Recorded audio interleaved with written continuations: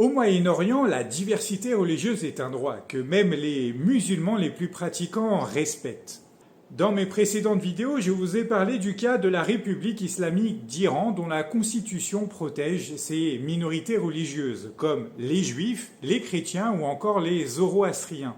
On pourrait également citer les cas de l'Irak, de la Syrie ou du Liban, trois pays dans lesquels cohabitent musulmans sunnites, musulmans chiites et chrétiens, comme je le montrais dans mon roman Al-Bas, l'ennemi de l'intérieur, dont l'intrigue se déroule justement en Syrie.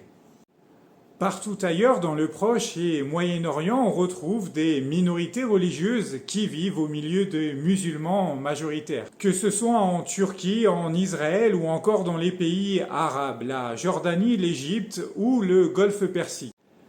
En réalité, il n'y a qu'un seul pays qui fait exception.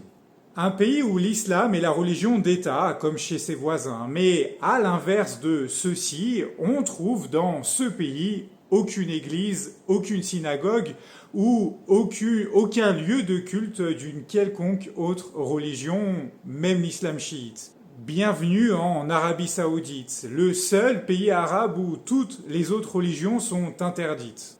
Bref, lorsque vous entendrez que les musulmans ne sont pas capables de cohabiter et de vivre paisiblement avec d'autres religions, vous pourrez ainsi leur rappeler que le cas de l'Arabie Saoudite est unique et que partout ailleurs, les musulmans arrivent à vivre et cohabiter avec d'autres religions plus minoritaires.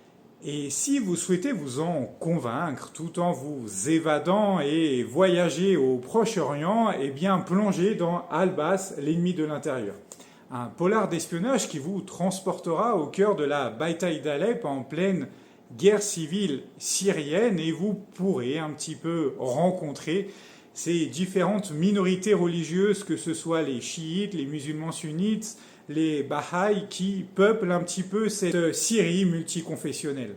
Alors, bonne lecture!